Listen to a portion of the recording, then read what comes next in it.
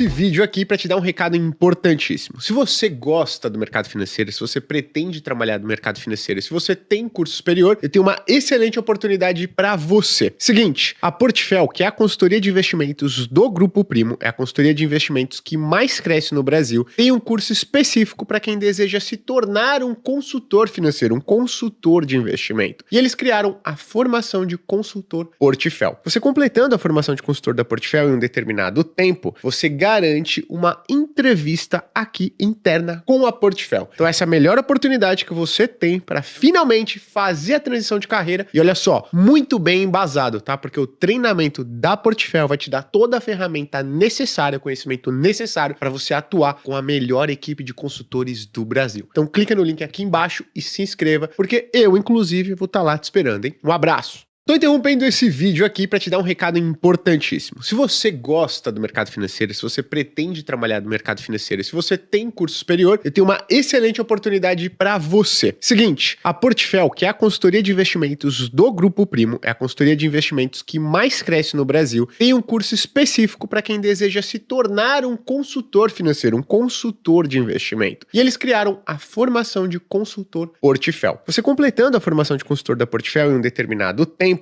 você garante uma entrevista aqui interna com a Portfel. Então essa é a melhor oportunidade que você tem para finalmente fazer a transição de carreira. E olha só, muito bem embasado, tá? Porque o treinamento da Portfel vai te dar toda a ferramenta necessária, o conhecimento necessário para você atuar com a melhor equipe de consultores do Brasil. Então clica no link aqui embaixo e se inscreva, porque eu, inclusive, vou estar lá te esperando, hein? Um abraço!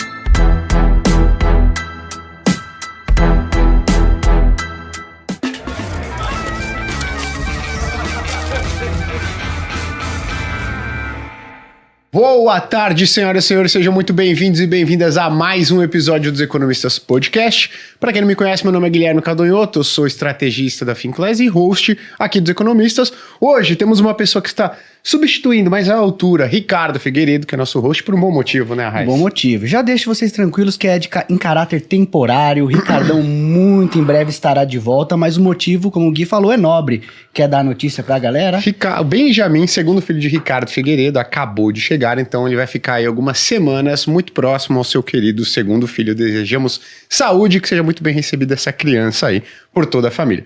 Mas, Raiz, temos hoje aqui um convidado de honra, cara. Porque a gente já falou com outros dois pré-candidatos à Prefeitura de São Paulo e hoje temos uma pessoa aqui que tem uma agenda apertada, mas conseguimos trazer para falar de um tema muito importante, que é cidade de São Paulo, cara. Política e tudo mais. Grande desafio. Você mora em São Paulo? Mora, a vida toda.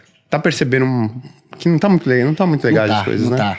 Pelo menos a percepção que eu tenho é de uma certa piora em alguns aspectos que vamos discutir hoje. Boa, show de bola. Então temos aqui ninguém menos do que Pablo Marçal, que é empresário, influenciador digital com mais de 11 milhões de seguidores no Instagram. E eu fiquei surpreso aqui, Pablo, porque em julho de 23 estava com 5 milhões, cara.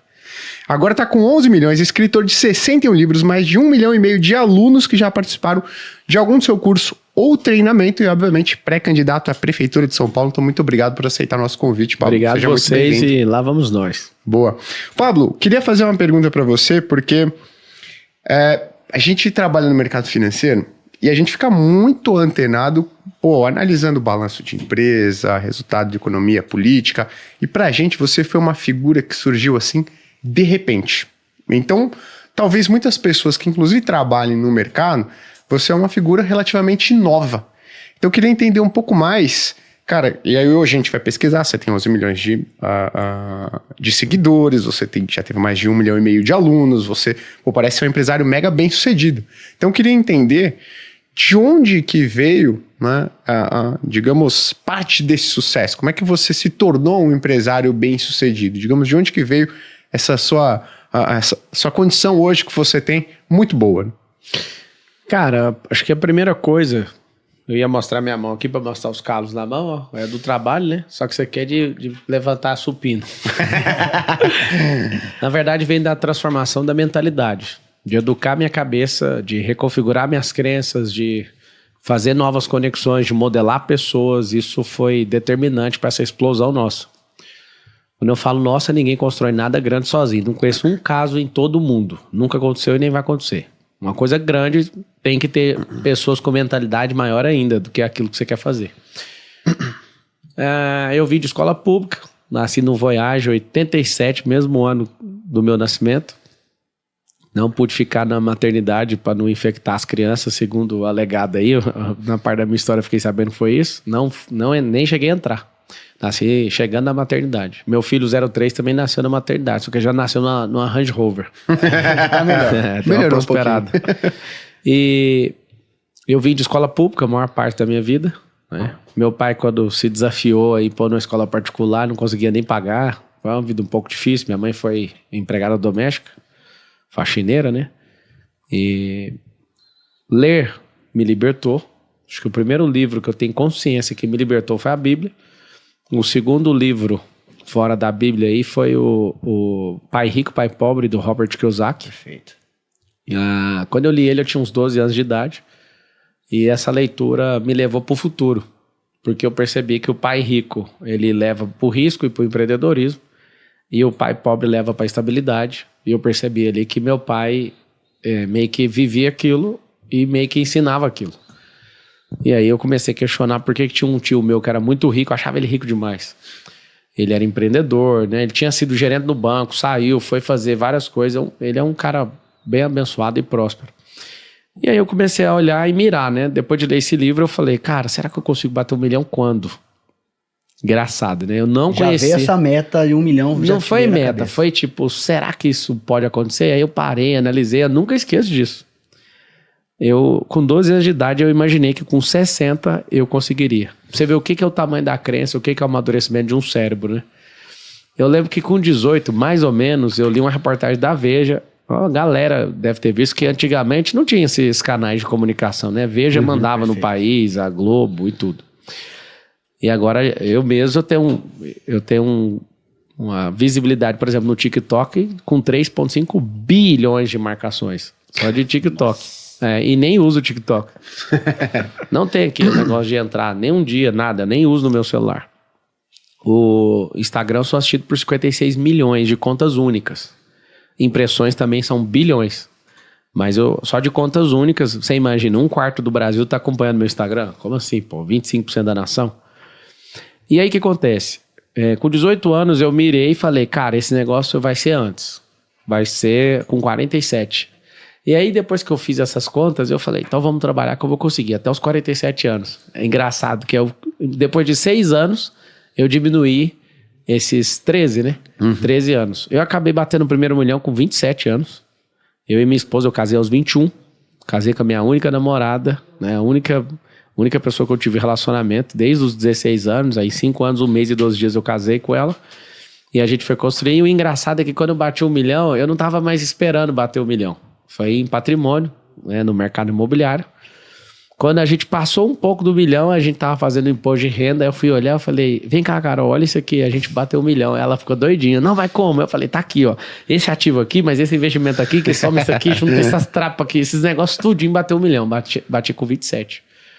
E foi muito doido, cara, porque é muito difícil bater o primeiro quando sua cabeça é pequena, mas é inevitável bater o segundo depois do primeiro. E nessa trajetória, depois que eu mudei para São Paulo em 2019, eu sentei em mesas onde a minha cabeça foi abrindo muito. E eu acabei sentando numa mesa com alguns bilionários numa mentoria nos Estados Unidos em 2020. Dali pra frente, minha vida mudou. Eu já não queria mais tocar a empresa de forma convencional, eu queria um negócio chamado equity. Eu queria gerar valor, aí a minha conversa mudou, aí eu só conversava de TIR, né, de taxa de retorno interno. Aí eu comecei a falar de VGV. E, pô, o que é isso? Valor geral de venda. Aí eu comecei a mexer com loteamento, aí comecei a mexer com tanta coisa que a minha cabeça foi por esse caminho. E aí, inevitavelmente, aconteceu aquilo que eu nunca tinha imaginado em toda a minha vida e não achava que eu tinha essa capacidade, né? Fazer nossos negócios ultrapassarem a barreira do bilhão. E isso é muito forte. Em equity, valor de mercado e em tudo que a gente tem construído com seguros, com aviação, com hotelaria, com rede de escola, com braço educacional, com editora, com hotelaria, fazenda, alguns negócios que a gente mexe. A gente está avaliado hoje em 5 bilhões, nosso grupo. São muitos sócios também, né? Mas a grande verdade é que eu sou bem desapegado com essa questão financeira. A maior parte do meu patrimônio está alocado em imóveis. Eu ainda continuo acreditando que o nome do planeta não é terra à toa. Onde que eu gosto de investir é terra. Tem gente que fala, poxa, a gente tinha que plantar, né? Eu tenho uma fazenda de eucalipto. Mas a coisa que eu mais gosto de plantar é aço. Que é construção civil, né? Foi um crescimento que você contou que a partir dos 27 você teve essa descoberta do primeiro milhão quando olhou o imposto de renda, mas para chegar... Sem internet, cara, sem internet. Você até mencionou que você não conquistou tudo isso sozinho. E você mencionou vários negócios. Então, obviamente, você tem um time... Os 27 não foi com outro... Só eu e minha esposa. Não tinha nem um sócio. Da onde que deu esse salto? Da conquista, só você batalhando? Cara, eu cheguei a ser executivo no Grupo Oi Brasil Telecom. Ali eu peguei e consegui um bom dinheiro. Que não passa de 400 mil reais. Só que você vai consumindo o dinheiro ao longo do percurso. Só que eu comecei a investir. Eu gosto muito de comprar coisa e vender. Então eu lembro de comprar um carrinho ali, tudo. Esse carro é de leilão, então vamos vender. Esse carro aqui tá batido. Eu gostava de comprar coisa ferrada, arrumar e ficar com a parte da reforma, né? E eu comecei a comprar terreno. Aí eu vendia o terreno, comprava com deságio e vendia ele crescendo. E comecei a fazer coisas pequenas. Não tinha internet pra mim, né? Nunca tinha imaginado fazer R$1 com internet. E um dia eu fiz um evento, onde eu fui picado pelo Rica Vírus. Fiz um evento, e no evento, em poucas semanas, a gente faturou lá 300 mil reais. Eu fiquei olhando para aquilo e falei, poxa, mano, tem quase 8 anos que eu tô na Brasil Telecom e o salário inteiro deu 400 mil. Tudo que eu ganhei ali. Aí um evento de poucas semanas você ganha 300 pau. Então, peraí, isso aqui tá errado. Esse caminho parece ser mais interessante. Teve um lugar que eu tava com 3 caminhos. O caminho de me tornar presidente do Grupo Oi, na minha cabeça, né? Tava um pouquinho longe. O segundo caminho, me tornar o melhor advogado do Brasil. Eu estava estudando Direito e sou formado em Direito. E o terceiro caminho é o que eu descobri fazendo evento. Eu falei, poxa, mano, esse caminho aqui é mais interessante. E aí eu tinha a vontade de ser presidente do grupo de telefonia, pagar 250 mil por mês. Acabei deixando isso de lado. Que 250 mil, né, não paga nenhum cartão de crédito da minha esposa, eu acho. Não paga nada, né? O tanto de helicóptero que eu vou, não dá pra pagar nada, mas era o meu sonho. Lembra que a nossa cabeça é definida pelo tamanho de energia que a gente já suportou. Por isso que a gente tem que ter um CNPJ, um CPF sempre maior que o CNPJ. O que aconteceu? Eu fui picado pelo Rica Vírus e falei, eu quero ir nesses aceleradores. Eu comecei a acelerar e fazer evento. Nada ainda tem a ver com a internet. Nada. Então já ali comecei a promover evento, aí promovi outro evento e fui fazer. Depois fui para treinamento, que nada ainda tinha a ver com a internet. Aí um amigo me chama e fala, cara, você tem que usar o Instagram, você tem que usar o YouTube. Tô nem pra isso. Eu acreditei nisso aqui, ó, acordar cedo, não sei o quê, minha conversa era de padeirão mesmo, de cara que tira leite na roça, tá ligado? Era meu estilo. Aí na hora que eu vi a internet, eu tomei um susto. Em 8 de dezembro de 2018, eu faço um evento no Centro de Convenções em Goiânia e dá lotação máxima. Eu tinha 18 mil seguidores. Caraca. Aí deu lotação máxima, eu entro no evento e tomo um choque. E foi a primeira vez que eu descobri que eu era famoso. Com 18 mil seguidores. 8 de dezembro de 2018. Eu fiquei olhando para aquilo e falei, já era, mano. Fiquei famoso. Aí eu falei com a autoridade, assim, é um negócio, a atmosfera mudou ali. E nesse dia aconteceu 3 coisas. Foi o dia que eu descobri que eu fiquei famoso, foi o dia que eu lancei meu primeiro livro, dos 61, que eu já publiquei. E foi o dia que eu fiz meu primeiro lançamento digital. Tudo no mesmo dia, 8 de dezembro de 2018. Esse foi um grande dia de grandes viradas. 3 viradas ao mesmo tempo. Bizarro que não faz nem 6 anos. E eu vi pessoas falando e gritando meu nome. eu dou aula e falo, aqui é o Titi na área, né? A galera fala, você chama Thiago? Não, Titi é de professor. Eu queria ser jogador de futebol na adolescência. E eu lembro da gente chamar uns aos outros de Titi. Fala, Titi, fala aí, Sim. Titi.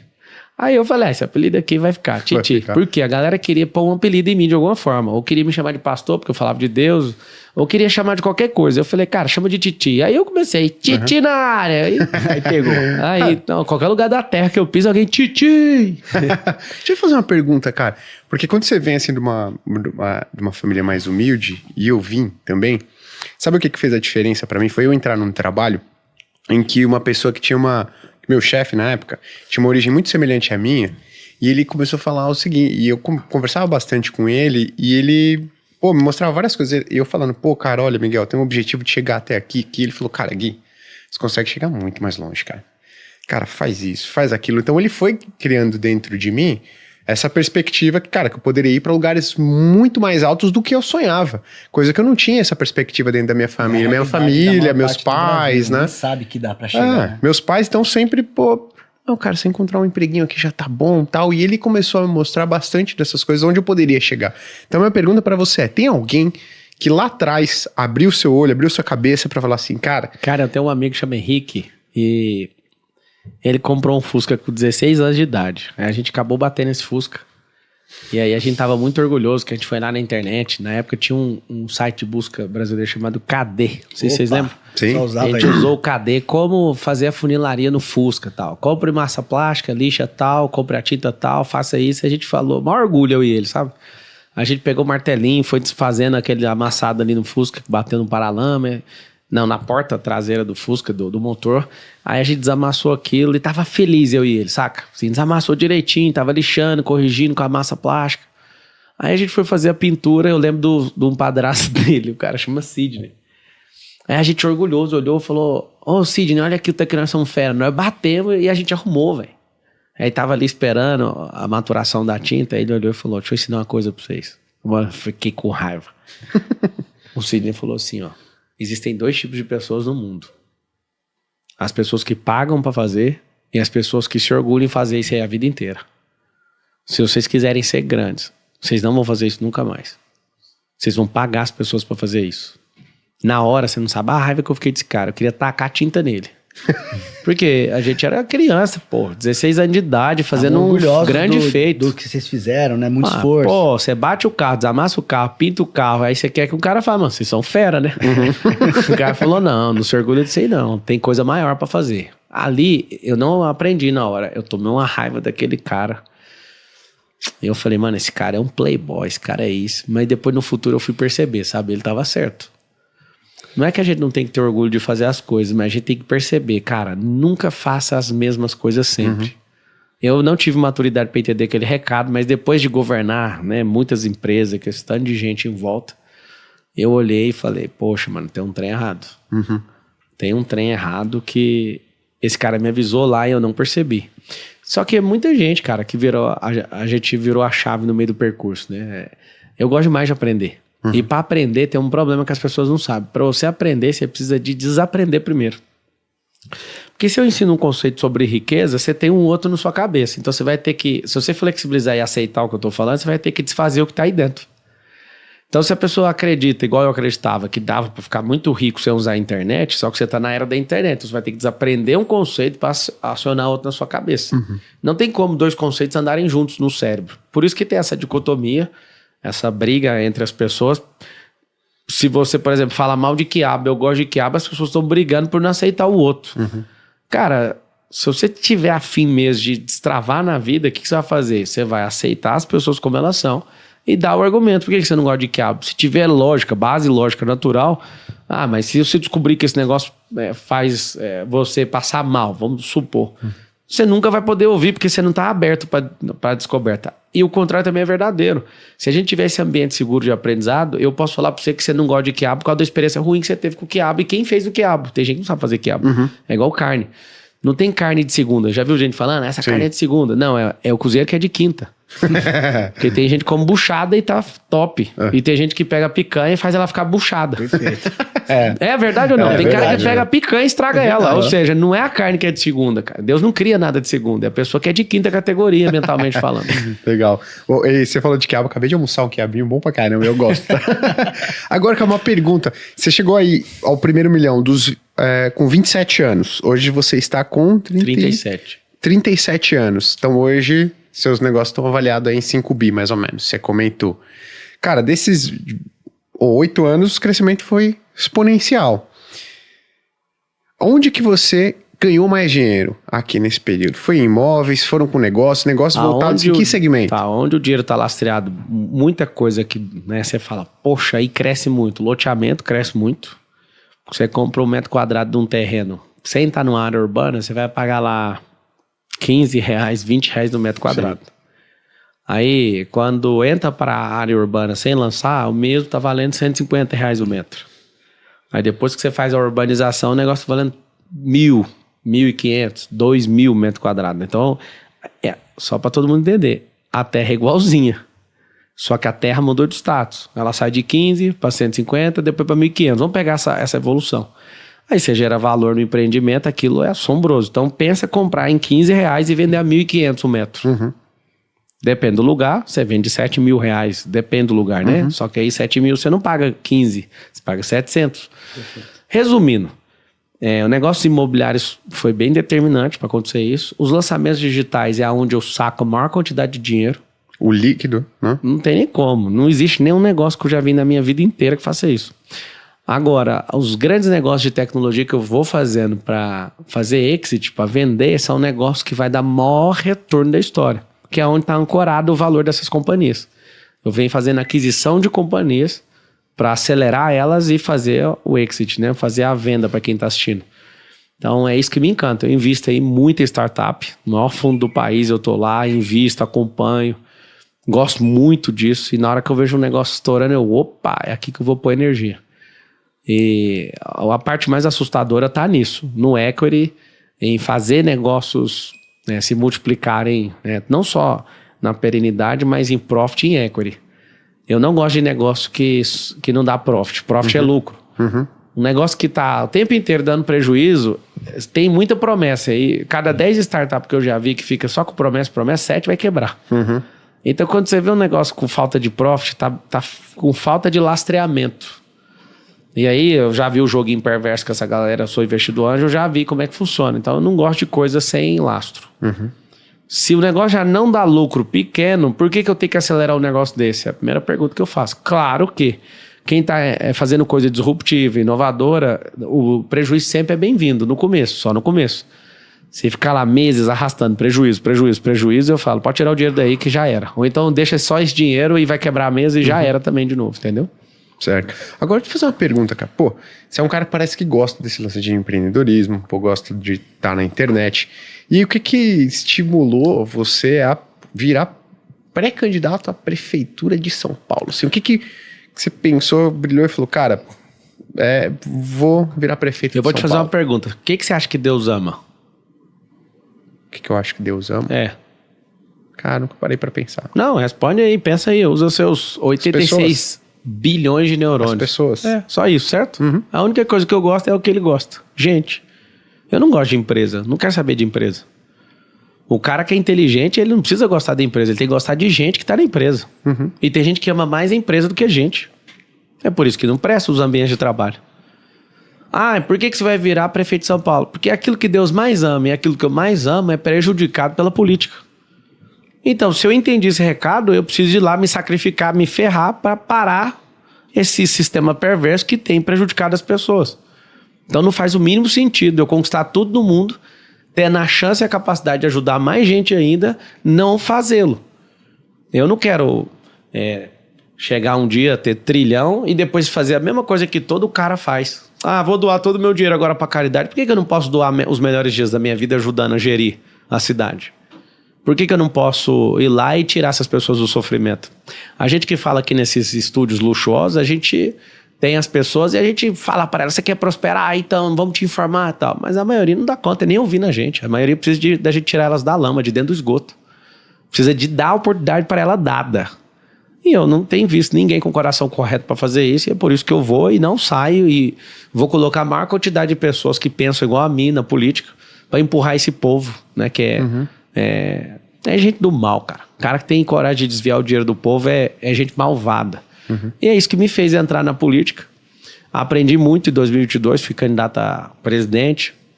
Aí cancelaram a minha candidatura, eu virei deputado, fui eleito, tomaram de novo. Lula tomou o partido e eu não vou desistir. Agora a gente veio mais potente e nós vamos arrebentar. Boa. Esse é um ponto legal, né? Porque tem um argumento das pessoas que falam o seguinte: pô, por que o Marçal vai concorrer, cara? O cara tem dinheiro pra caramba. Será que o cara quer mais dinheiro? Então seu lance é ajudar as pessoas. Cara, só perde dinheiro mexendo com isso. Até porque eu ia falar, visto a lucratividade dos negócios que você toca, mesmo que o salário de político seja bem acima da média da população, parece que você tem uma lucratividade muito maior continuando tocando os negócios. Rapaz, que eu vou Então, parar não pra ganhar parece de ser o prefeito, eu dinheiro. devo ganhar por minuto. Eu vou ficar aguentando esse tanto de gente pra ganhar. Meu piloto de helicóptero ganha mais que o prefeito de São Paulo. Isso Mas porque tem outros pilotos de outras aeronaves que é nosso. Então, tipo assim, tá doido. Aí você fala, o cara quer poder, mas se quiser ir pra Lua, eu vou, cara. 10 milhões de dólares pra entrar numa espaçonave, eu vou também. E aí? Não é isso, cara. É ajudar os outros. A única coisa que me interessa é aquilo que Deus ama, é gente. E acabou. Eu não consigo ver gente que ama gente na política. E por que São Paulo? Porque eu moro em São Paulo, hein? Mora em São Paulo é porque senão ia ser o Rio de Janeiro. Aí tinha que mudar pro Rio de Janeiro e ser o Rio de Janeiro. O lugar que eu mais prosperei foi São Paulo. Eu vim pra cá em 2018. Quando eu cheguei aqui em 2018, minha cabeça foi explodida. E eu vou retribuir o povo. Vou mostrar que mudando a mentalidade, mudando a qualidade dos políticos, todo mundo vai mudar. Boa. Aí uma pergunta que eu quero te fazer. Aí da sua... Como é que você tá montando, por exemplo, os seus planos para São Paulo? É com base no que você percebe que falta na cidade de São Paulo? Você já tem uma equipe por trás, olhando o que tá errado, o que precisa, o que a gente pode fazer? O secretário, que era secretário de governo do Tarcísio, ele saiu para liderar meu plano de governo. Ele é um cara que liderou a assistência social, tirou 3.500 pessoas da rua, comprovadamente, só com a ONG dele. É um cara com coração extraordinário.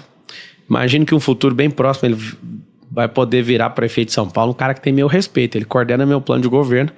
E não adianta eu querer. Eu tenho coisas particulares que nós vamos fazer, que é limpar o Tietê, ajudar no governo do estado, dar todo apoio para o governo do estado terminar o Rodoanel Norte, que tem 44 quilômetros parado.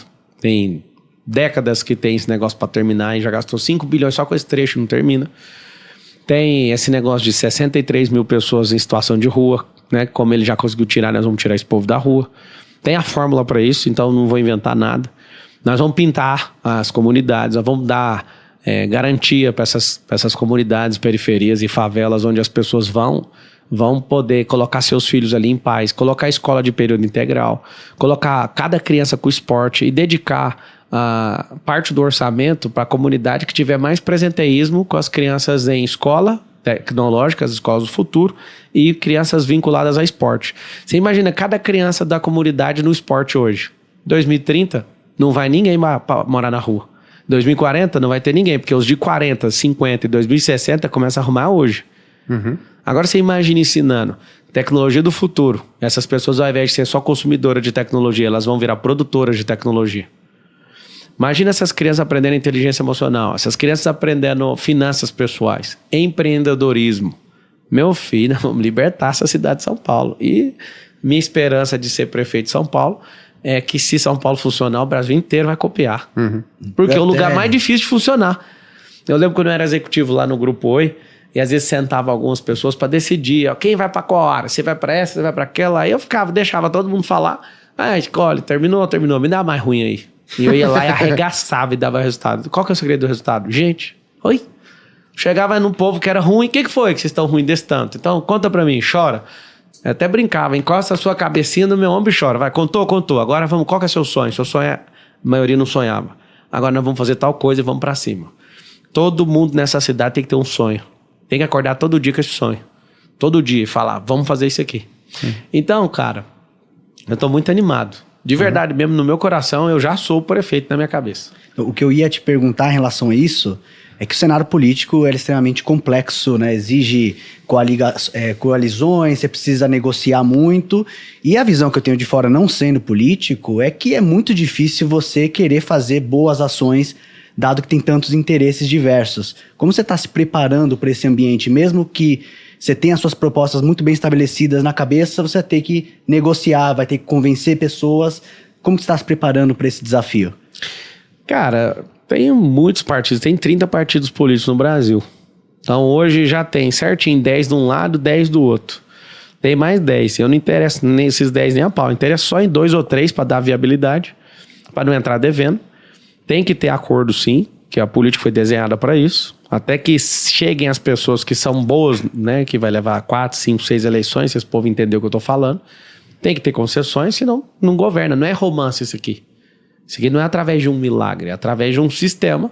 E esse sistema, você tem que ser mais higiênico possível. O que ninguém tem, que eu tenho, é que eu sou mais popular que todos eles. E democracia é o governo popular. Inclusive, eu tenho mais gente que me conhece, mais gente que não gosta de mim e mais gente que me ama por ter sido transformado de alguma forma. Ou seja, eu levo vantagem sobre qualquer outro candidato. Qual que é a vantagem? O povo acha que é o tanto de seguidor, mas não é o tanto de seguidor. O tanto de seguidor que eu tenho é 1% do impacto que eu já gerei na sociedade. As pessoas realmente conhecem. E vai ser uma eleição onde gente do mundo inteiro vai participar. Tem gente falando, eu vou sair da minha cidade e vou ir ajudar. Ou seja, nós estamos falando de uma eleição um pouquinho diferente. De gente que deu resultado me ouvindo, fazendo o que eu falo para fazer. Agora, se a pessoa tiver medo e quiser ser bem purista com a política, ela não dá conta de atravessar nenhuma rua. Tem que ter sabedoria, tem que ter paciência, tem que governar com a Câmara dos Vereadores. Você tem que ter paciência.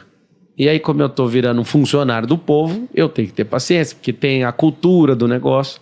E cultura você não muda do dia pra noite, vai levar algumas décadas para fazer isso. Legal. Ô, Pablo, queria perguntar, porque hoje, se a gente vai ver a pesquisa, ainda falta um tempo razoável aí para as eleições, só que se a gente olhar as pesquisas de intenção de voto hoje, aparecem 2 principais candidatos, e aí o seu nome ainda não está entre os 2 primeiros, digamos assim.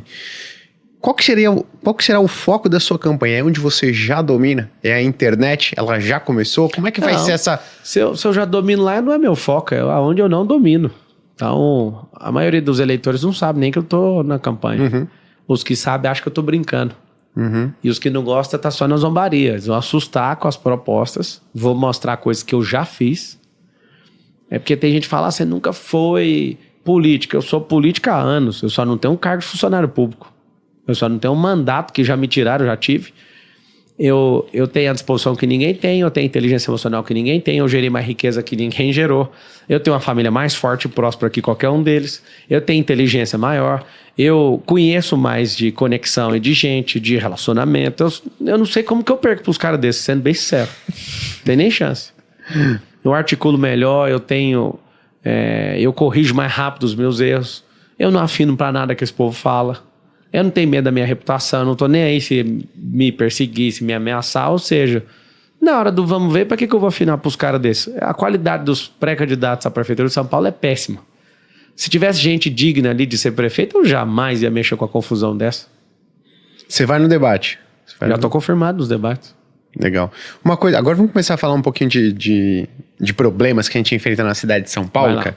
Nos últimos anos, e se a gente for pegar os dados, o número de população de rua no Brasil, em São Paulo, na cidade de São Paulo, ela vem crescendo. Cresceu 7 vezes. 7 vezes. E isso não necessariamente é um problema que, só o presidente da República, porque muitas pessoas falam o seguinte, a única coisa que pode afetar emprego, atividade econômica é o presidente da República. E muitas das vezes as pessoas esquecem que uma parte da responsabilidade pode ser assumida e é da própria prefeitura de São Paulo, da própria prefeitura da cidade onde ela vive, né? Então como é que a prefeitura, qual que seria a sua proposta, as suas ideias para reduzir o número das pessoas vivendo em situação de rua aqui em São Paulo, que é um problema que, acho que assim, em todas as regiões de São Paulo as pessoas vêm sentindo cada vez mais. 3 aspectos, tá? Primeiro, já vamos tratar o efeito rapidão, que é levar um cardápio na rua e mostrar para a pessoa que está em situação de rua. Você gostaria de ter qual tipo de emprego? De pintor, de atendente do McDonald's, não sei o que, tal. Mostra para ele.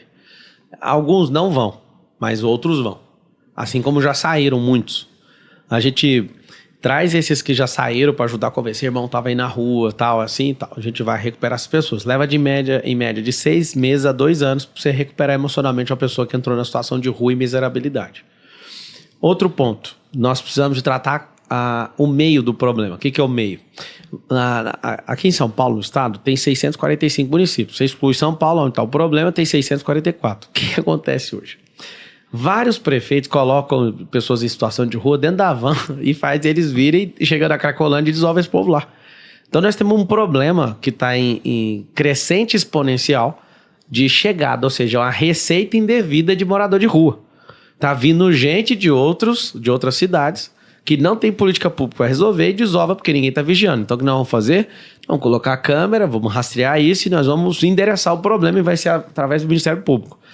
Agora, tem uma causa que ninguém está peitando. Ocupar a mente das pessoas que estão na situação de miserabilidade nas favelas vai evitar que os próximos entrem. Então vamos lá, tem receita indevida de geração de morador de rua vindo de outras cidades, não ocupar a mente das pessoas, dos jovens, né? O Brasil tem milhões de jovens nem trabalham nem estudam. Nós precisamos de ter oficinas de trabalho dentro das comunidades, nós precisamos de ter ensino tecnológico, que são as profissões do futuro, e a gente precisa de ter esporte. Para que esporte? Todo mundo que pratica o esporte, esse esporte molda o caráter dessa pessoa. Alguém aqui já fez luta? Já fez luta? Já. Moldou seu caráter. Então você aprendeu diferente de luta e de briga. O cara que faz arte marcial, ele não briga com os outros. Ele só entra em luta, e luta tem regra, e regra tem um ambiente. O cara, você já viu o que acontece com o cara que faz uma arte marcial? Ele não é brigão. O meu sensei, se soubesse de qualquer confusão que arrumou na escola, não voltava mais pro Olha pra você ver, ou seja, é cultural, vai moldar o caráter. Se você pega hoje a comunidade, não tem nada disso que eu falei, e ali tem um potencial pessoa que vai pra criminalidade, porque tá desassistido, vai ficar com raiva de alguém na sociedade. O mais engraçado é que eu tava numa comunidade, a comunidade era Conjunto Paulistano. E aí alguém falou, quando a polícia vem aqui, põe pra derreter. Eu falei, vocês já pararam pra pensar que as polícias moram nas comunidades? Aí alguém tomou um susto. E eu falei, o reprimido tem um sonho, reprimir. E aí, olha só qual o problema sociológico que a gente tem. O cara fica com raiva da polícia, a polícia mora também na comunidade. Quando o cara vira polícia, ele ainda continua sendo um cara que é de comunidade, mas ele entra na comunidade pra arrebentar com os outros. Ou seja, o sistema foi desenhado pra dar errado. E eu achei interessante quando eu abri a mente das pessoas com esse assunto, alguém tomou um susto assim, olhou, é mesmo, mano, os polícia moram nas comunidades. Você acha que polícia mora na zona oeste? Mora no Jardim Europa? Não mora. Os caras moram em periferia, a maioria mora em comunidade mesmo, em favela. E aí o sonho do oprimido é reprimir. Se você não tratar isso desde pequeno, a gente vai ficar armando um monte de gente, mesmo em situação de estar ali defendendo o Estado, o cara vai falar, mano, quer saber... Eu vou vingar disso. Como se o errado fosse o ser humano. Não, o errado é o tipo de sistema que a gente desenhou. Se não for a polícia, a gente não tem segurança. Mas por que existe isso? É porque a gente não tem o carinho devido em ocupar a mente dessas crianças. Na quebrada, alguém quer ser jogador de futebol, quer ser polícia. O que não quer ser nada vai virar ladrão. Vai virar alguém em situação de vulnerabilidade, vai ser alguém desocupado. E desocupado, mesmo que você não roube, você vai participar do esquema disso. Por mais que você não trafique, você vai participar do esquema disso. Ou seja, nós vamos de ocupar. A taxa de ocupação cerebral das pessoas, se tiver em alta qualidade, produzindo algo, a gente diminui a criminalidade, a gente diminui o homicídio, a gente diminui o roubo, receptação. Isso aqui vai mudar. Tem como. Só que a gente precisa fazer o quê? O modelo americano que é muito bom, é que a casa ela tem um valor imobiliário vinculado com a nota da escola. Olha que louco isso. Eu acho isso muito massa. Lá nos Estados Unidos, eu não sei se é em todos os estados assim, mas a nota da escola, se a nota é 6, a vinculação do valor do imóvel está vinculada a essa nota. E o IPTU das casas vai para a escola pela nota. Casas próximas àquela escola. Sim, daquela região. Por exemplo, a escola pública tem mais qualidade que a escola privada daqui. E a galera se esforça em estudar para fazer aquele lugar receber mais benefício. Olha que louco. Vai ser assim também em São Paulo. No futuro bem próximo. Nós vamos lutar para isso, que é o seguinte, quem tiver mais presenteísmo e tiver mais gente trabalhando e estudando sobre o futuro, que são as profissões do futuro, e tiver presenteísmo e esporte, vai ser os lugares onde mais vai receber recurso. Aí você vai ver uma competição de gente que quer dar resultado para o recurso chegar para o pessoal. É um alinhamento de incentivos. Simples. Aí você pega essas centenas de favelas que a gente tem em São Paulo, Não quer mudar? Não muda, mas o fulano ali mudou. Vai lá, dá uma visitada. Lá na África, onde a gente está desenvolvendo um trabalho, eu chamo algumas pessoas que não acreditam no processo que a gente está criando. Eu falo, vai lá visitar o Camisunga. A pessoa chega lá e fala, o que é isso? Aqui é um condomínio fechado? Lá tem campo de futebol, galpão de empreendedorismo, lá tem hospital. E tudo é a gente que, né, várias pessoas ajudando, ONG. Não é o governo, nem daqui nem de lá. Mas o que vocês fizeram? Aqui, ó, mudou a cabeça. Se mudar a mentalidade, muda o povo.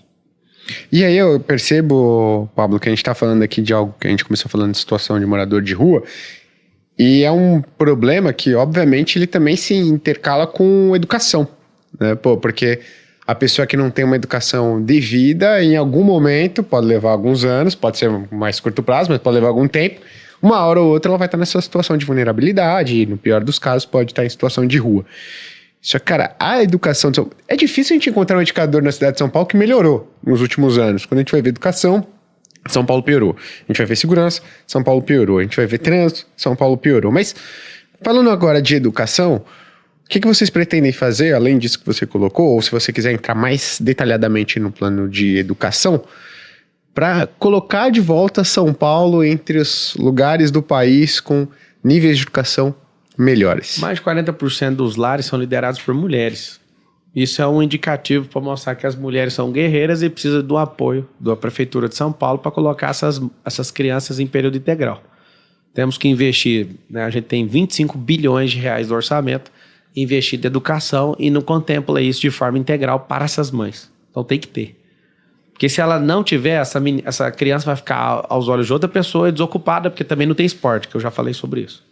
Acho que a maior inovação que vai ter aqui nessa geração política nossa, em relação à educação, vai ser a criação de braços de ensino de todas as instituições que estão alocadas na cidade de São Paulo. 1,5 milhão de empresas. Empresas e instituições, tudo que tiver CNPJ, vai ter que ter um braço educacional. Para quê? Para treinar seus colaboradores. Porque é o seguinte, a educação de hoje, no nível de prefeitura, no nível municipal, só treina as crianças do ensino básico. O que nós vamos fazer na cidade? Nós vamos treinar os pais dessas crianças, nós vamos treinar quem não tem ocupação, nós vamos treinar quem está trabalhando para quê? Para suportar o Brasil do futuro. Nós vamos treinar as mesmas coisas que nós vamos colocar na escola infantil, só que vai treinar o povo adulto. E aí a empresa, por exemplo, está alocada num bairro. Aquele bairro, se aquela empresa atingir o número X de pessoas daquele bairro, através de EAD, eu vou mostrar como, essa empresa vai ter incentivo. Nós vamos liberar incentivo para quem mais treinar. O que vai acontecer com as empresas? Toda empresa vai ter um braço de ensino. Treinando essas pessoas, esse braço de ensino pode qualificar a mão de obra para ela mesma. A gente qualifica o nosso povo em quais áreas? Finanças pessoais, empreendedorismo, inteligência emocional. Se a gente tiver inteligência emocional, vai diminuir o homicídio no Brasil. Vai começar por São Paulo, eu vou provar para todo mundo. Se a pessoa não importa com o que o outro fala, para que ela vai matar a outra pessoa? Pode pegar todos os casos de alguém que assassinou com o artigo 121 do Código Penal. Matou por quê? Porque me traiu. Não, você não tem inteligência emocional. Porque quando a pessoa te trai, você não tem que fazer nada com ela. Você só tem que cortar o cartão de crédito emocional dela. Ela não tem mais ligação com você. Só que as pessoas hoje em dia, tá lotado os presídios aqui no estado de São Paulo, na cidade de São Paulo, por qual motivo? Porque ela não tem um pingo de inteligência emocional para virar as costas pro traíra. Aí ela vai lá, mata a pessoa e depois tem que puxar 20 anos de cadeia. Se ensinar inteligência emocional, moço, conta até 5, ué. Sai correndo quando você estiver com raiva. Respira 20 vezes pra você ver se você vai matar alguém. Eu tô falando de um crime, tá? Quando você ensina inteligência emocional, o artigo 129, por exemplo, as pessoas não vão querer bater nos outros. Cara, você não quer virar as costas, vai embora. Falta de inteligência emocional faz o Código Penal fritar igual um freio de Fórmula 1, cara. O dia inteiro encarcerando gente. Acredite no que eu tô falando. Inteligência emocional é melhor que Bhaskara. Inteligência emocional é melhor que qualquer tipo de fórmula que a gente aprendeu na matemática. São coisas tão básicas que nós vamos ensinar dentro de empresa e dentro da escola básica. Tem algum lugar do mundo que você já acompanhou que aplica inteligência emocional para crianças, assim, em escola? Tem, e tal? mas não é generalizado do jeito que nós vamos fazer em São Paulo. Vou te falar, se a gente ensina inteligência emocional para a pessoa, o que ela vai aprender? Vou te falar o princípio da inteligência emocional. É a pessoa não agir com a razão. Ser inteligente emocionalmente é ser mais resistente, ser mais forte, não agir no ímpeto, fazer mais pergunta. Não reagir, mas fazer pergunta e abrir novos caminhos, novas soluções. Você já viu quando a pessoa fala mal de você, você fica chateado? Fica ou não fica? Já fiquei mais, hoje Ou menos. seja, você acabou de falar Depois que você da aprendeu terapia, inteligência fico menos. emocional. Então, a terapia é muito boa porque a pessoa tá fazendo a terapia com você, ela tá te ensinando a agir emocionalmente com aquilo. Perfeito. É uma aula de inteligência emocional. Quando uma pessoa te ouve, te faz perguntas, aquela voz é uma voz que você tem que instalar na sua cabeça. E você fazer sua própria terapia. Eu nunca sentei na frente de um terapeuta. Mas eu tenho essa voz dentro de mim que fala, mano, você tá preocupado com o quê? Faz as contas aí, se der tudo errado, é isso que você quer fazer? Então vai, foda-se, bora, faz. Esse é o segredo. Você imagina um povo com inteligência emocional. Na hora que vê qualquer coisa de alguém, não emociona. Fala, tá, me dá seus resultados, deixa eu ver seus resultados primeiro. A gente cai demais em história de picanha. Vai ter picanha pra todo mundo. Não, vamos fazer as contas. 203 milhões de pessoas não tem 200 milhões de cabeça de gado. A picanha pesa 1,3 kg. Se todo mundo tivesse um pedaço de picanha, todo mundo no Brasil hoje comesse, acabou o gado do Brasil. Não tem picanha pra todo mundo. Aí a gente tem que fazer as contas e encher o saco de quem é vegano? Não, que aumente os veganos, senão não vai ter picanha pra ninguém. Eu acho da hora quando a pessoa fala, o que você acha do vegano? Não, cara, eu acho demais, porque se for fazer o que o Lula falou, a picanha cabe em uma semana, cara. É 1,3 kg o pedaço de picanha, é um pra cada um só e acabou. Agora, o que a gente precisa de fazer não é matar todo o gado do Brasil pra dar um pedaço de picanha pra cada um. É fazer a mente da pessoa ser um corte nobre. É fazer a mente da pessoa prosperar para ela decidir o que ela vai comer. Se quer ser vegano, quer fazer o que você quiser, faça. Mas se não tiver esse avanço emocional, essa cultura de escalada social, fazer com que o povo se enxergue, tenha identidade, tenha um propósito, lute pelos seus sonhos, não tem nenhum político, nenhum herói vai resolver nosso problema. Uhum. Posso fazer uma também sobre educação para complementar Lógico. o assunto? Porque eu fui um aluno de faculdade pública e eu vi uma realidade onde a maior parte dos meus colegas ali teria condição de pagar por essa universidade pública. Tem políticas de inclusão, políticas de cotas, e eu senti também que muitos colegas cotistas entraram na universidade, mas sofreram muito, porque chegaram sem uma base matemática, sem saber o que é uma equação de segundo grau. Você fez que faculdade? Eu fiz Federal do ABC, aqui no ABC. Curso. Fiz engenharia de produção. Engraçado que eu perguntei que engenharia que você fez, quando você falou disso aí. Você viu? É verdade, eu respondi naturalmente. Eu não passei na Federal. Vim de escola pública e não consegui fazer, porque não tem. Tem um negócio chamado escolarização na base de ensino curricular brasileira. O que é escolarização? Colocar um teto mental na cabeça da pessoa para ela não passar dali. Cara, se o ensino não fosse de verdade, para a pessoa ter inteligência emocional, desculpa falar isso, mas vai ser assustador. Várias pessoas jamais chegariam no final da escola. Aí você fala, mas por quê? Pergunta se o Bill Gates chegou. Pergunta se o Mark Zuckerberg chegou. Pergunta se os maiores expoentes da tecnologia chegaram. Eles viram, acharam algo maior com inteligência emocional, falaram, mesmo estudando em Stanford, mesmo estudando em Cambridge, mesmo estudando em Harvard, eu vou parar por aqui, porque meu negócio já explodiu, o que eu vou terminar essa faculdade? É isso que aconteceu. Perfeito. A maioria dos bilionários hoje não terminaram a faculdade. E se você terminar, a chance de você ser é quase zero. Ou seja, porque aquilo formata seu cérebro para chegar num X. Agora, imagina se a gente tivesse uma faculdade de empreendedorismo. Se a gente tivesse uma faculdade de investimento. Se a gente tivesse faculdade de programação neurolinguística. Você imagina o que ia virar esse povo. Só que ninguém entende o que eu estou falando. A escolarização é pôr um limite, um teto na cabeça da pessoa. A educação é dar base para a pessoa ir no infinito e no além. Então tem que ensinar coisas básicas para elas. Então ao invés de fechar 13 anos de ensino ensinando Bhaskara e um monte de besteira, isso é besteira no ensino básico. No ensino fundamental, é besteira. Se a pessoa não pegar esse caminho, ela gastou a energia humana dela com uma completa besteira. E só um exemplo que aconteceu, né? Depois me formei, entrei no mercado financeiro e eu voltei ao colégio que eu fiz o ensino médio e eu ofereci se eu poderia dar uma grade extracurricular de graça para oferecer educação financeira para os alunos daquele colégio que eu tinha estudado. E, cara, mesmo de graça oferecendo, isso não é interessante para nós. Eu acho que isso empodera as pessoas, você conhecer, lidar com dinheiro, entender, até para não ser enganado. Hoje todo mundo cai em golpe, jogo do tigrinho, essas coisas, porque não tem um conhecimento básico do que pode esperar, como que rentabilizar esse dinheiro. E a minha pergunta era no sentido de como o investimento hoje é distribuído entre educação básica e superior. Porque a educação superior ela tem uma certa qualidade. É nível federal, você precisa entender. A nível federal.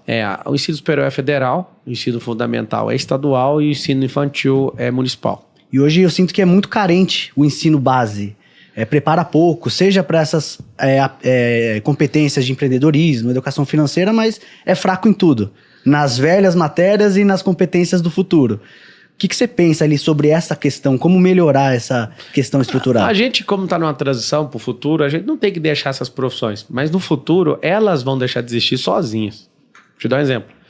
O advogado. Eu estudei direito.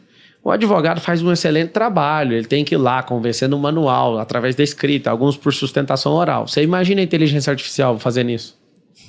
Você imagina 15 mil juízes sendo substituídos. Aí alguém fala, não vai, cara. O estagiário que fazia a petição não vai ter mais. Esquece o estagiário, esquece o stand de juiz. Vai diminuir cada vez mais, porque o algoritmo é muito mais inteligente que alguém pegar uma pilha de 1 milhão de folhas. Tem processo no Brasil que tem 150 mil folhas. Eu nem sei o que é 150 mil folhas. Porque, vamos fazer uma conta aqui.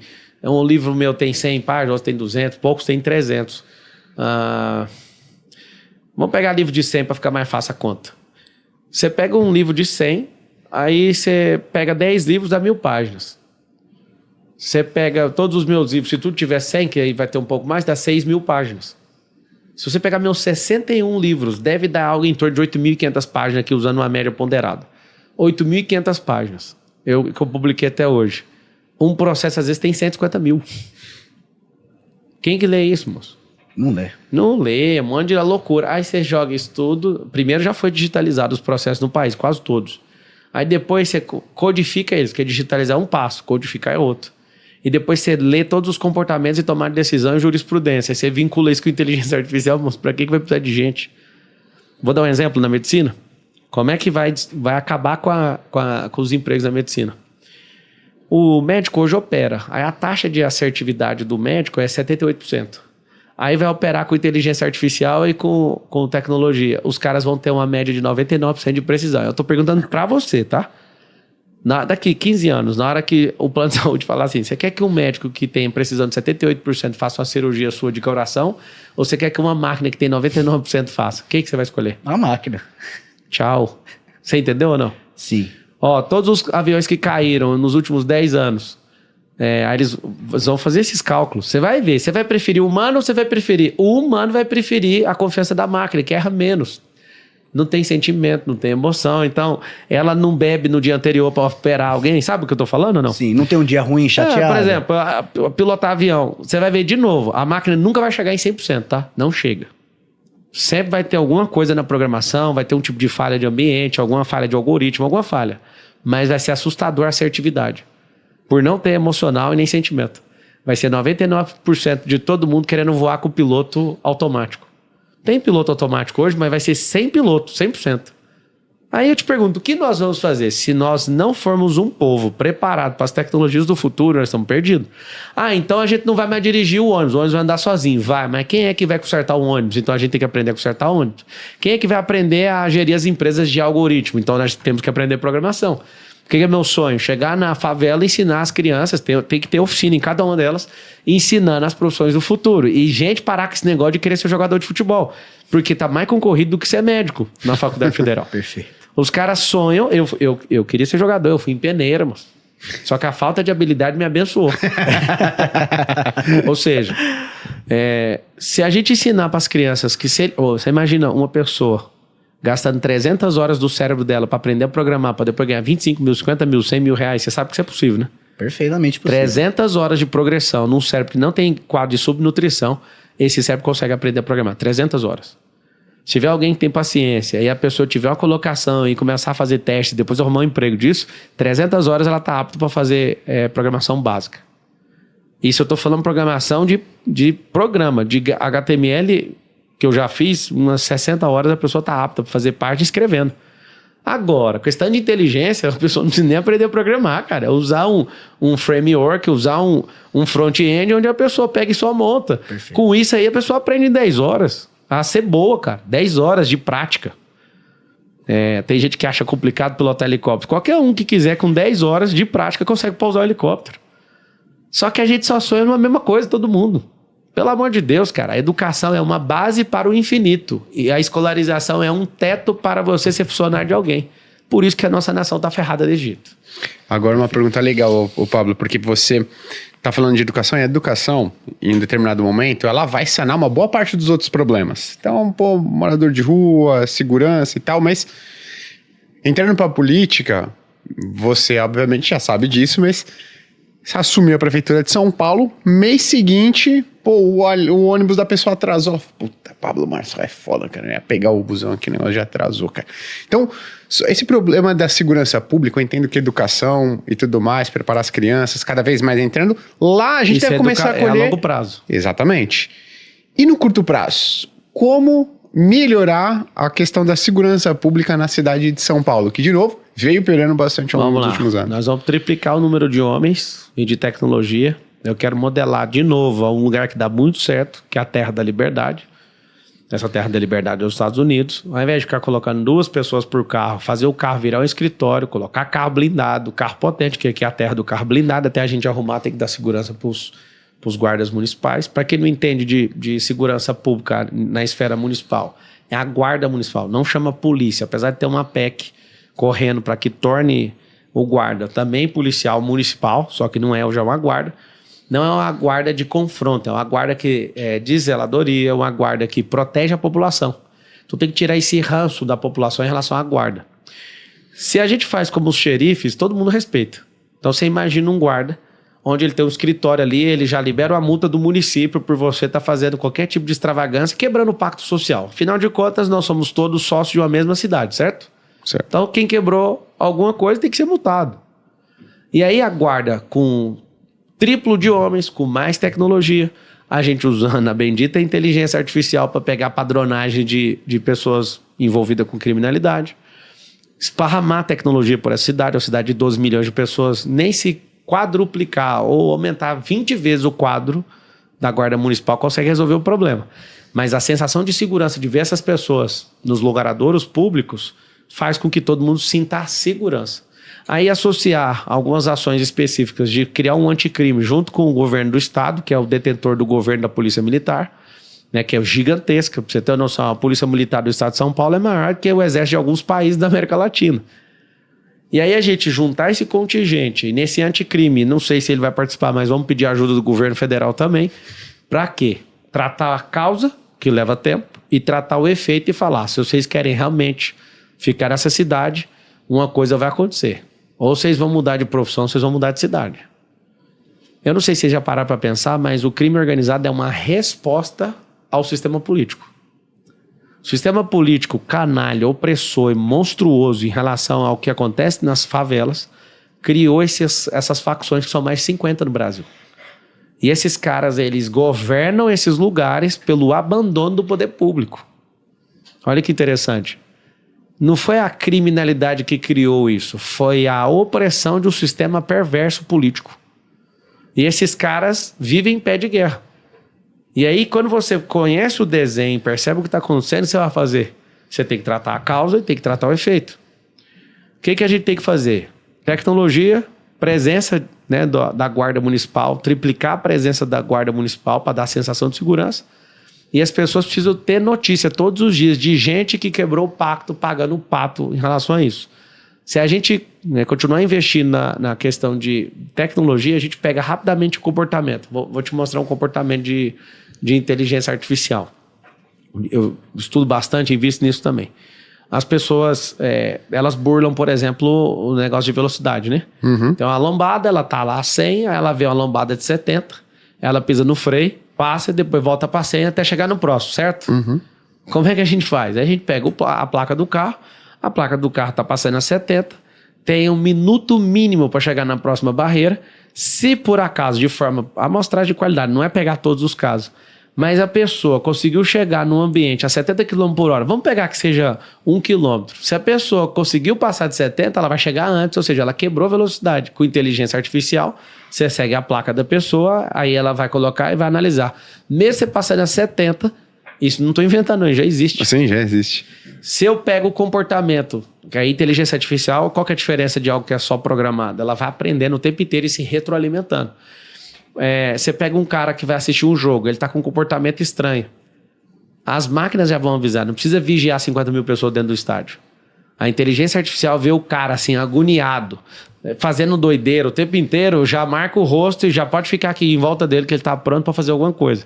O cara que quer meter a fita, quer roubar, né, numa área comercial ali, ele tá ali indo e voltando, esses são comportamentos, pode ver que é igual o modus operandi de um ladrão.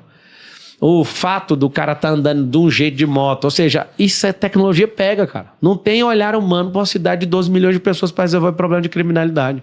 A não ser algoritmo, inteligência artificial, câmera, tecnologia e uma central. Uma central que já fala, opa, já vai. Por exemplo, você imagina que louco. A gente esparramar, eu tenho uns drones na minha segurança pessoal, que são drones de infravermelho. Drone que tem alto-falante. Você pode colocar ele a 60 metros de altura que ele manda o recado e todo mundo ouve. Eu vou chegar em alguns lugares, os drones chegam antes, fazem a varredura das janelas, mas eu tô sendo ameaçado, eu tive que comprar isso aí, é de Israel. Eu chego nos lugares, tiver gente escondida debaixo de árvore por conta de... são drones térmicos. Cara, é assustador, você vai pirar na hora que você vê. E aí eu toco 2 drones desses e fico varrendo a área. Você tem que ver que loucura. Todo mundo que vê chora. Você imagina a gente colocar isso na cidade de São Paulo. Eu vou mostrar pra todo mundo. Drone é meu. Eu tenho 2 drones desse jeito.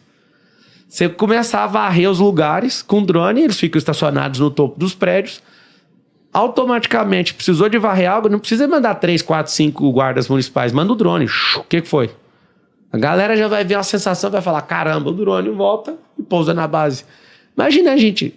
Se eu tenho 2, imagina a cidade de São Paulo com uns 10 mil drones desse. 10 mil drones prontos para chegar de frente de uma pessoa e conversar com ela. Tá tudo bem? Você tá com um comportamento adverso? O que tá acontecendo? Aí alguém fala, meu Deus, vai ser tanta segurança que o povo... Eu já vejo o futuro. Eu vejo o futuro, pega mais leve que isso aí, mano. Deixa esses drones aí, tá assustando o povo. Ou seja, a gente quer assustar o cara que quer quebrar o pacto social. Se na minha segurança eu tenho, por que o povo de São Paulo não pode ter? Legal.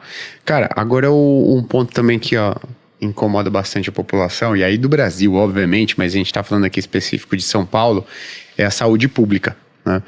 Hoje em dia, cara, os planos de saúde particular estão ficando cada vez mais inacessíveis para a população hoje. Classe média já vai perdendo o acesso a planos de saúde, plano de saúde cada vez mais reduzindo seu escopo, não tem mais determinados exames, procedimentos, então tá ficando cada vez mais inacessível ter uma saúde de qualidade, não só na cidade de São Paulo, no Brasil. Mas o que fazer para dar uma qualidade, uma saúde de qualidade, melhorar a saúde pública aqui na cidade de São Paulo, cara? Mais uma cópia do modelo americano. A gente vai construir um hospital que tem esporte e reabilitação junto para tirar até esse ambiente de morte que é o hospital público. A gente precisa fazer os recursos chegarem, né, sem morosidade, sem burocracia e sem esses desvios que esses caras fazem. Não sei se você tem conhecimento, mas o desvio de dinheiro público e licitação é assustador. Chega a ser a 35% a 40% de desvio de dinheiro público. Eles fazem de tudo para deixar os medicamentos vencerem. Aí vence o medicamento, decreta meio que o estado de emergência para comprar pequenas compras sem fazer licitação, para comprar coisa superfaturada e ninguém pegar. Tem um joguinho que quem sabe como isso funciona, chega e dá um pé na canela e acabou. O que a gente tem que fazer? Um sistema eficiente que, se no hospital a gestão daquele lugar tá para vencer os medicamentos, a gente precisa de redistribuir isso na cidade. Nós precisamos fazer, então, gestão do estoque, primeira coisa. Segunda coisa, a gente tem que investir de novo em tecnologia, que é o teleexame. O cara já tem um celular, uma coisa que a gente pode pedir, não sei se você sabe, tem um plano que as redes sociais tipo Facebook e Instagram conseguiu liberar junto, por exemplo, a TIM e algumas operadoras, sem a necessidade de internet. A pessoa mais pobre consegue acessar a rede social sem ter internet, sabe disso ou não? Não. Tem alguns planos que você não acessa, mas liberam o WhatsApp, o Instagram. Você liberado. Aí a gente conseguir liberar isso para as pessoas fazerem telemedicina com o seu próprio celular. E aí, por que isso? Você imagina a pessoa sendo atendida por um médico, que ao invés de ter ele fisicamente no lugar, atendendo 60 pessoas por dia, no telemedicina ele pode atender 120 pessoas. E a pessoa não precisava nem sair de casa. E aí a gente trata um grande problema, saber o sintoma da pessoa. Isso aí já vai desafogar completamente. Fazer gestão correta do estoque desses hospitais. Terceira coisa, tirar esse ranço de morte de dentro do hospital e fazer áreas de esporte. Eu, por exemplo, quando estou na minha casa dos Estados Unidos, eu malho dentro de um hospital. E no meu coração eu determinei, no meu país vai ser desse jeito. Ou, cara, o ambiente mais leve do mundo, porque as pessoas cruzam na frente das pessoas que estão ali buscando tratamento, buscando reabilitação, a gente passa e vê essas pessoas e vai treinar. E quando ele sai da reabilitação, ele é o primeiro cara a ir treinar. O que é o grande lance da educação na esfera municipal, estadual e federal? Nós não temos ministério nem secretaria de saúde. A saúde hoje é a Secretaria da Remediação. Se a gente não ensinar o povo a cuidar da própria vida, se a gente não ensinar sobre nutrição, se a gente não ensinar essas pessoas a, de fato, entender o que é saúde, a pessoa precisa se movimentar para liberar endorfina, ela precisa de ter novidade de vida para liberar dopamina, essa pessoa vai adoecer. Se a gente não ensinar essa pessoa a ter sua identidade, se a gente não ensinar essa pessoa a se amar, ela vai adoecer. Então o que a gente precisa? A gente precisa criar duas pernas na Secretaria de Saúde. A perna da saúde preventiva, que é a saúde verdadeira, onde a gente precisa criar locais, junto com essas praças de empreendedorismo, de esporte, a gente tem que criar uma praça de saúde, onde as pessoas recebem nutricionistas, que no começo pode ser voluntário, até encaixar isso no orçamento. Eu duvido se não tem um monte de nutricionista num particular que não quer ir servir na comunidade para mudar a realidade das pessoas. Então, ensinar nutrição também na escola. Eu fui aprender sobre pH de água quando eu já estava rico. Eu vim de escola pública e ninguém nunca falou de pH. pH, eu fui aprender a lavar a mão depois do Covid. Eu não sabia que tinha que fazer isso aqui não. Nem isso aqui não. Lavava a mão, passava um sabão e já acabou. Aí eu aprendi a lavar a mão por causa de uma pandemia. Ou seja, esse é um problema educacional gigantesco no país. A gente tem que tratar assim. Então você imagina a gente estimulando o povo, criando uma praça de esporte, onde a pessoa se movimenta para liberar endorfina, a pessoa aprende sobre nutrição, a pessoa ela pode treinar, a pessoa já vai ajudar a diminuir o gasto que a gente tem com remediação. No Brasil não tem Ministério da Saúde e nem Secretaria de Saúde, lugar nenhum. Quando tiver os primeiros casos onde estimula as pessoas a mudar de vida, isso já vai ser o maior investimento. Aí o que a gente tem que fazer de 10, 20, 30 anos? O que gasta 100% hoje na saúde, nós vamos pegar e vai gastar 99% e vai investir 1% em nutrição, em treino, né, para a pessoa treinar, para a pessoa estar envolvida com o esporte, para a pessoa aumentar a qualidade de vida dela, para a gente instruir ela, a gente inclusive aumentar imposto de produto que mata pessoas. Eu não acho justo acabar com o refrigerante, mas eu acho muito justo fazer o refrigerante pagar a saúde. Eu não bebo refrigerante desde 2015. Aí alguém fala, lá vem o Marçal agora. Você só vai ver eu aumentar imposto em aquilo que mata os outros ou que dá despesa de novo para o governo. Ou seja, a despesa para o governo chama despesa para o povo. E a pessoa, isso aí a gente vai falar de um futuro bem próximo, agora não dá para fazer, mas a gente provando tudo que a gente consegue fazer de forma básica, num futuro bem próximo, a pessoa que não dá despesa para o Estado tem que ganhar isenção de imposto. Num futuro onde todo mundo aprender a cuidar da própria vida, ó, se você não der despesa para o Estado, você vai pagar menos imposto. E eu sei que dar despesa demais para o Estado significa que você não quis cuidar de sua vida, então você vai ter que pagar mais imposto. Essa é a inteligência fiscal que a gente tem que ter no mundo. Então, pensa uma saúde preventiva crescendo, o investimento e a remediativa diminuindo. Aí vai chegar um dia, daqui 30 anos, onde a gente não vai gastar dinheiro remediando nada, porque nós temos um povo que é forte. Dá um exemplo, os Estados Unidos caiu no conto da dieta de supercaloria. O povo americano era um povo mais miúdo, né, frágil. Eles começaram a ter esse storytelling gigantesco sobre guerra, tiveram que fazer esse povo, gerações, né, de americanos, a ficar mais forte fisicamente. Eles caíram no conto da dieta supercalórica. Só que aí o americano associou isso com super entretenimento e nunca mais conseguiu sair. É um povo que come 3.000 calorias, 4.000 calorias por dia. Todas as vezes que eu vou nos Estados Unidos eu tenho que ficar me controlando, porque tudo é muito calórico. E o povo americano hoje, mais de 55% deles, eles têm muitas coisas boas para nos ensinar. Essa é uma coisa ruim, que eles estão caindo no conto do vigário. Eles são um povo que tem mais de 50% da nação em obesidade. Então é uma obesidade contra o esporte. Então a galera lá é muito esportista, os 45%, os 55% tá só na comida, envolvido emocionalmente com aquilo. Se a gente investir na educação e nessa perna da saúde, que é a prevenção, meu amigo, aí nós vamos para frente. Sabe por quê? Porque gente doente não gera emprego, gente doente não trabalha, gente doente desiste da vida. Nesses últimos anos eu não fiquei doente nem um dia, nem um único dia. Tá vendo, você é de aço, você é reptiliano. Não, cara, eu cuido da minha saúde, eu bebo água, eu durmo. Eu fiz o projeto com o Cariani, em 60 dias minha barriga trincou, eu emagreci, eu saí de 17% de gordura e fui para 8%. Aí as pessoas falam, como? Você tomou o suco, né, que é conhecido como... Anabolizante. Cara, e se eu te falar que nem suco de laranja eu tomei? Só tomei água.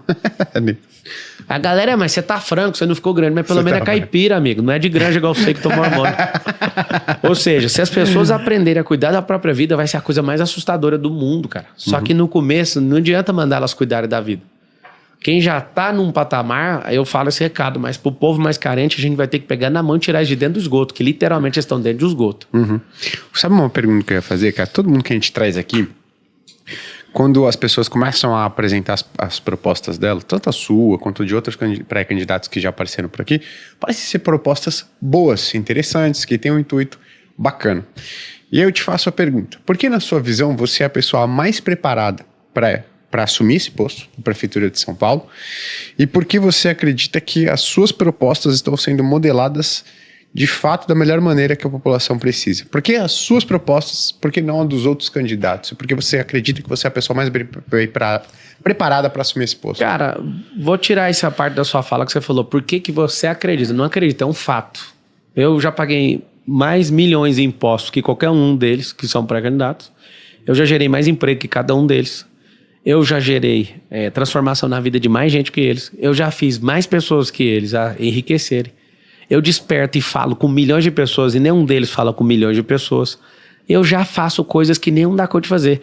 Eu tenho a inteligência emocional mais apurada, eu aguento mais pancada. Eu sou um cara que resiste até o fim. Então, assim, não é eu acredito. Falando de mim, é uma coisa muito simples. Tá aí os resultados, comparem e vamos ver quem fez mais. Acabou. Alguém fala, eu sou deputado, eu trouxe mais dinheiro pro povo. Não, você é só um jumento que é obrigado por lei a trazer o recurso de volta. E eu quero ser esse jumento também. O jumento que trabalha pro povo. Então, ponto. Agora, se você perguntar pra mim, qual que é a proposta melhor? Rapaz, eu ouvi foi da boca da Dona Maria, da Dona Flor, lá da Vila União, que elas precisam. Eu fui em algumas favelas, eu ouvi foi da boca do povo, não é eu que quero. Quando eu te falar que é eu que quero, é visão minha. Vou te falar o que eu quero. Eu quero transformar as comunidades em pontos turísticos, com hotelaria, com gastronomia. Ontem eu estava visitando um teleférico, peguei o teleférico e falei, poxa, isso aqui nós vamos levar para São Paulo.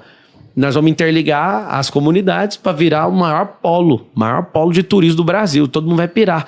Porque cada comunidade tem uma história, cada comunidade tem uma cultura. E ali pode ser uma história e a gente vai fazer um cinturão em São Paulo conectando as comunidades. Isso é eu que quero. Vou te falar uma coisa que eu quero, que eu não tô vendo ninguém querer.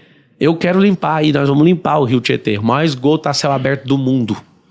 O Rio Tietê tem 1.000 quilômetros, mas passa dentro de São Paulo, vira um inferno. Por quê? Porque não tem política pública para fazer tratamento de esgoto. Ninguém tá preocupado. Aqui tem mais de 4.000 mananciais dentro dessa cidade e ninguém quer limpar. Eu quero. Isso aí já é uma questão minha.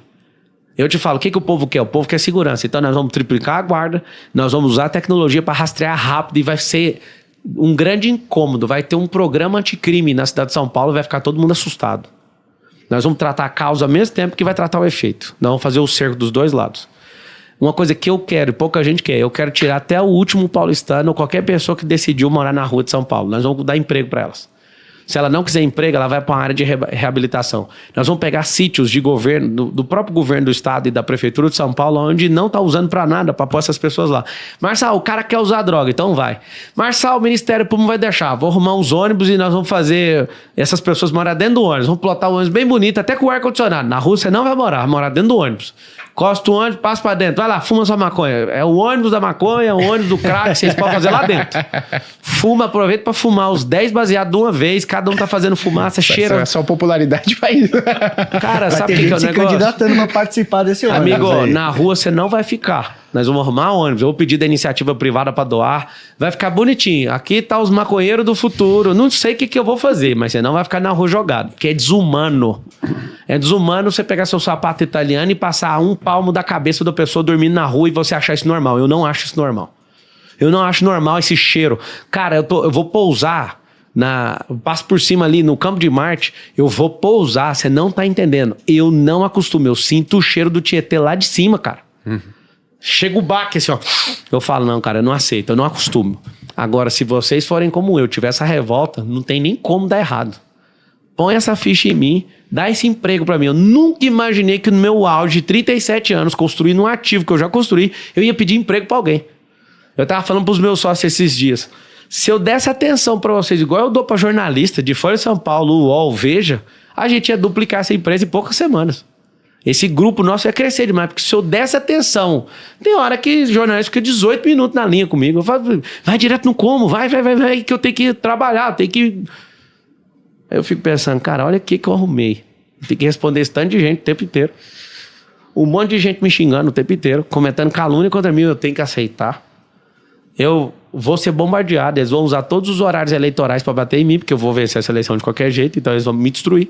Os caras estão usando o sistema para me derrubar, para quebrar a empresa, para me arregaçar. Mesmo assim eu vou conseguir. Tô nem aí. Nós vamos para cima.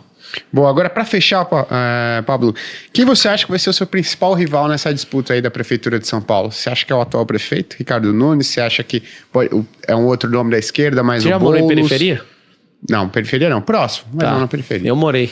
E lá a gente falava o seguinte, quando um cara era muito forte, eu contra a rapa e a panela. Perfeito. Vai ser desse jeito, irmão. Show de bola. Vai ser a rapa e a panela, todo mundo louco pra cima de mim, porque ninguém vai me segurar. Show. Cara, quer deixar o último recado aí pra galera que tá nos assistindo aí? Quero. É melhor arriscar em alguém que você acha que é doido, mas que todas as vezes que alguém chamou de doido, conseguiu bater o resultado e depois chamou de gênio. Eu acredito no nosso povo, eu acredito que a gente vai conseguir. E se São Paulo tem jeito, amigo, o Brasil já era, o Brasil tá feito. Agora, se isso aqui não mudar, é por isso que muita gente tá mudando esse país. Acredite em São Paulo, mesmo que você não mora nessa cidade. Chegou um tempo de todo mundo postar a ficha em São Paulo, porque São Paulo é o eixo de desenvolvimento desse país. Eu acredito nesse povo. Nós temos quase 4 milhões de pessoas em favela, mais uns 5 milhões em periferia. E os demais aí é os que dominam essa cidade. Eles não precisam de ajuda. A gente precisa abençoar o pobre, para ele deixar de ser pobre, para ele crescer, para ele ter seu emprego, depois para ele ter sua empresa, para ir para onde ele quiser. Agora, a gente não pode atrapalhar o rico a prosperar, para dar mais emprego e mais situação para nós. Então, o que eu falo para você? Se tá do jeito que tá bom, você já sabe onde você tem que dedicar sua atenção. Para o passado. A sua vida tá assim, você não tem perspectiva, continue do jeito que tá. Você quer que alguém invada a sua casa, alguém que acabe com sua vida? Você já sabe o nome da pessoa. Você quer um que parece doidinho, mas é apaixonado e ama a gente? Você já sabe o que você tem que fazer. Então, é muito simples. Acredite no futuro. O Brasil tem jeito e eu vou provar isso em São Paulo. São Paulo vai provar para todas as outras 5.556 cidades do Brasil e para as mais 30 mil cidades do mundo que nós temos capacidade de ser a capital do mundo. Vai ser a maior escalada social da história, onde você vai ver gente saindo em situação de miséria, de verdade. Não nessa propaganda do que prometeu picanha, mas de ver você mudando de vida de verdade. Eu quero falar para você, eu tô pronto para a guerra. Pode contar comigo. E que Deus abençoe essa cidade. Ela começou no primeiro dia com uma oração, em 25 de janeiro de 1554. E eu lembro disso todo dia. O nome dessa cidade é São Paulo. São Paulo era um apóstolo. E eu quero deixar essa mensagem para vocês. São significa separado no hebraico. Paulo significa pequeno, inclusive é meu nome. Meu nome é Pablo, é uma variação de Paulo em espanhol. E apóstolo significa enviado. Por que essa cidade é uma potência? Pega o código. Porque ela foi a cidade que começou em 1554, há 470 anos atrás, sendo abençoada e homenageada por cara mais brabo que você vai encontrar no Novo Testamento. Quem? Paulo. Paulo escreveu 75% do Novo Testamento. E esse cara é uma máquina. Ele era um romano, ele perseguiu os outros e depois ele mudou o coração e serviu o cristianismo como ninguém conseguiu servir até hoje. Por que São Paulo é uma potência? Olha o nome do cara, São Paulo, o apóstolo. Porque nessa cidade está todos os enviados da terra, de todas as nações aqui, e a genialidade de cada povo está presente na construção dessa cidade nos últimos 470 anos. 30% de São Paulo é de descendência italiana, são os mais excelentes. Tudo que você quiser olhar, de carro, a sapato, a sorvete, a roupa, é quem? Os mais excelentes do mundo são os italianos. É por isso que São Paulo é essa cidade poderosa. A cidade mais nordestina do mundo é São Paulo, ganha de qualquer outra cidade do Nordeste. Por isso que nós temos força e pujança, e esses prédios e essa cidade jamais seria construída sem a força do povo nordestino. Por que nós temos o maior comércio da América Latina? Porque aqui tem muito árabe, milhões de árabes. Quem ensinou o comércio para o mundo inteiro? Árabe. Por que nós somos disruptivos em tudo e todo mundo copia? Porque aqui tem israelense. Esses caras pegam o deserto e transformam no Éden. Por que a gente está dominando em tecnologia? Por causa dos japoneses, dos chineses. Aí eu te pergunto, por que nós somos um povo tão poderoso? Porque pessoas foram enviadas de outras nações para cá e construíram essa força e essa pujança de São Paulo. São Paulo hoje equivale a mais potência que mais de 100 países, para você ter uma noção. São Paulo, se for considerado um país, está entre os 30 mais poderosos do mundo. Só para você ter uma noção da dimensão do que é São Paulo. Então não deixa pessoas com mentalidade menor do que a capacidade e o futuro que nós temos. Tem que ter gente pau na máquina, disposto, que não importa com linha, gente que tá afim de fazer, gente que ama a gente, senão a gente vai daqui para pior. Um beijo no coração, você não precisa gostar de mim, mas se você gostar do futuro de São Paulo, você vai me aceitar e vai falar, mano, mesmo não gostando desse cara, eu vou dar uma chance para ver o que esse cara pode fazer. Tamo junto. Show de bola. Obrigado pela chance aí. Imagina, obrigado você aí pela presença, cara. Prazer ter aqui você e boa sorte aí na disputa, obviamente, né? A gente sempre deseja o melhor aqui para as pessoas que passam por aqui. Raiz, pessoal, conseguir... óbvio, né, Pablo? Se alguém não te conhece, aí onde as pessoas conseguem te acompanhar? Onde você tá postando conteúdo aí? Lá no Pablo Marcal 1, no Instagram, no YouTube, no TikTok. Eu duvido que você não tá vendo um vídeo meu aí agora.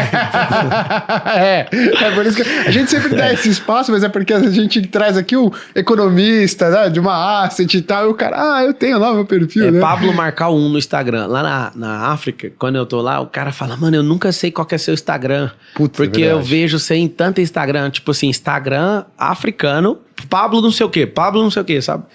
E aí um dia eu falei, não, é o Pablo Marcal 1. Eu nunca vi esse Instagram. Aí um outro lugar que eu pisei, a pessoa fala, mano, como é que você chama? Aí alguém falou, você tá doido? Ele é o cara do vídeo do abraço. O vídeo meu que explodiu, mais de 200 milhões de visualizações, um negócio absurdo. Aí os caras, ele é o cara do abraço? Nem sabe meu nome, mas sabe de alguma forma, alguma coisa que eu já fiz. Você deve ter uns milhões de seguidores só no oficial, né? Fora no extra oficial, se não você dá pra medir, aí, cara, não dá pra medir mais. Por causa da potência do WhatsApp. Não dá pra medir essa loucura aí. Gente, obrigado e tamo junto por São Paulo. São Paulo vai funcionar, o Brasil também. É isso. Valeu, muito obrigado. Foi um prazer inenarrável estar aqui com você mais essa sexta-feira. Um abraço, até a próxima. Faz o M aí, ó. Faz o M, escreve aí. Faz o M de Marçal e vambora. Tô interrompendo esse vídeo aqui para te dar um recado importantíssimo. Se você gosta do mercado financeiro, se você pretende trabalhar no mercado financeiro, se você tem curso superior, eu tenho uma excelente oportunidade para você. Seguinte, a Portfel, que é a consultoria de investimentos do Grupo Primo, é a consultoria de investimentos que mais cresce no Brasil, tem um curso específico para quem deseja se tornar um consultor financeiro, um consultor de investimento. E eles criaram a formação de consultor Portfel. Você completando a formação de consultor da Portfel em um determinado tempo, você garante uma entrevista aqui interna com a Portfel. Então essa é a melhor oportunidade que você tem para finalmente fazer a transição de carreira. E olha só, muito bem embasado, tá? Porque o treinamento da Portfel vai te dar toda a ferramenta necessária, o conhecimento necessário para você atuar com a melhor equipe de consultores do Brasil. Então clica no link aqui embaixo e se inscreva, porque eu, inclusive, vou estar lá te esperando, hein? Um abraço!